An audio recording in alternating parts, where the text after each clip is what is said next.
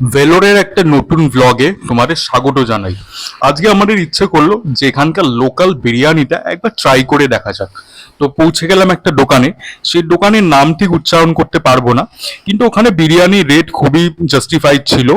1/4 plate of chicken biryani ওখানে 110 টাকা করে, হাফ প্লেট হচ্ছে 170 টাকা করে, যেটা আমরা দুটো অর্ডার করলাম।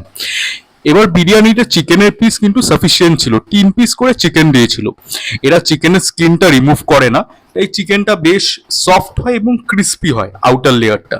এবার বিরিয়ানির ব্যাপারে বলবো যে স্পাইসটা খুবই কম, খুবই হালকা একটা বিরিয়ানি।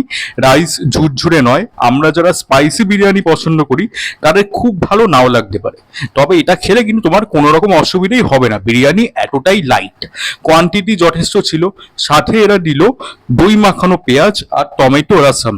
এই দুটো দিয়ে খেতে কিন্তু খারাপ লাগছিল না। সাথে একটা কোল্ড ড্রিঙ্কসও আনিয়ে নিলাম, কারণ বিরিয়ানির সাথে থামস আপ না হলে কিন্তু চলে না।